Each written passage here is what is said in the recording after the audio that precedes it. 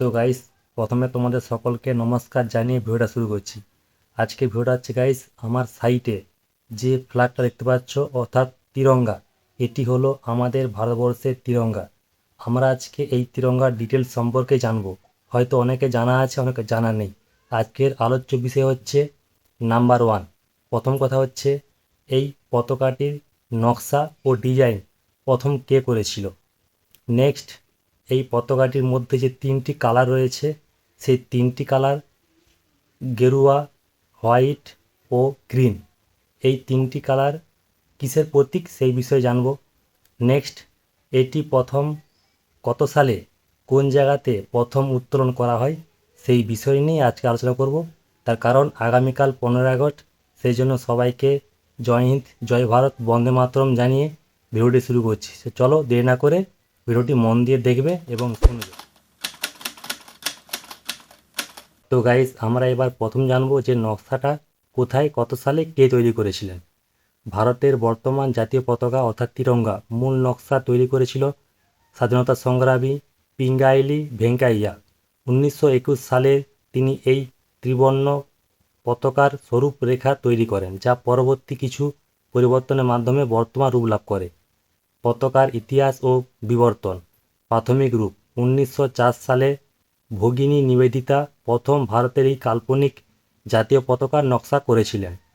পিঙ্গাইলি ভেঙ্কাইয়ার নকশা: 1921 সালে অন্ধ্রপ্রদেশের পিঙ্গাইলি ভেঙ্কাইয়া লাল ও সবুজ রঙের দুটি ডোবা নিয়ে পতাকা বানান। মহাত্মা গান্ধী সংযোজন: মহাত্মা গান্ধী পরামর্শে অন্যান্য সম্প্রদায়ের প্রতীক হিসেবে মাঝখানে সাদা রং এবং চরকা যুক্ত করা হয়।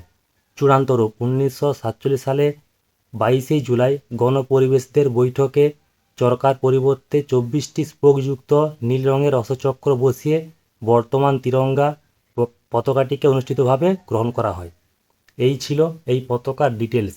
এবার তোমরা জানবে এই পতাকাটির যে তিনটি রং রয়েছে, সেই রং আমাদের ভারতবর্ষের কোন কোন জিনিসের সঙ্গে যুক্ত আছে সেই হিসাবে কথা বলবো। তো চলো। তো গাইস, আমরা এবার জানবো এই পতাকার যে তিনটি রং রয়েছে সে তিনটি রঙের বিবর্তন। ভারতীয় জাতীয় পতাকা অর্থাৎ তিরঙ্গা তিনটি প্রধান রং: গেরুয়া, সাদা ও সবুজ। দেশের শান্তি, সৃষ্টি ও সমৃদ্ধির প্রতীক। পতাকার মাঝখানে থাকা নীল রঙের অশোকচক্র প্রগতি ও ন্যায়ের নির্দেশক। আচ্ছা, পতাকা রঙের কিছু প্রতীক অর্থ: গেরুয়া অর্থাৎ স্যাফরন, সাহস, ত্যাগ, বীরত্ব ও দেশের শক্তির প্রতীক। আচ্ছা, সাদা অর্থাৎ হোয়াইট, শক্তি, সত্য ও পবিত্রের প্রতীক। সবুজ অর্থাৎ গ্রিন, দেশের সমৃদ্ধ, বিবর্তন, জীবন ও বিশ্বাসের প্রতীক। অশোক চক্র অর্থাৎ অশোক চক্র, 24টি কাঁটাযুক্ত এই নীল চক্রটি গতিশীলতা, প্রগতি ও আইনের শাসকের ধর্ম ও ন্যায়ের প্রতীক।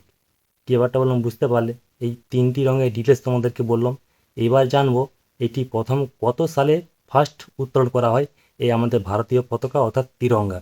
তো চলো। তো গাইস, এবার আমরা জানবো এই পতাকাটি প্রথম কোন জায়গায় কত সালে কোন ব্যক্তি প্রথম উত্তোলন করেন। 1906 সালে 7 আগস্ট পার্সিবাগান স্কোয়ারের ভারতের প্রথম জাতীয় পতাকা ত্রিবর্ণ রঞ্জিত উত্তোলন করেছিলেন শচীন্দ্র প্রসাদ বসু। এছাড়াও ভিন্ন প্রেক্ষাপটে আরও কিছু ঐতিহাসিক পতাকা উত্তোলন ঘটনা রয়েছে। ভেমাজির মাটিতে 1907 সালে জার্মানির স্টুটগার্ট শহরে আন্তর্জাতিক সমাজতান্ত্রিক সম্মেলনে প্রথম ভারতীয় হিসেবে জাতীয় পতাকা উত্তোলন করেছিলেন বাদামা কামা অর্থাৎ ভিকাজি কামা।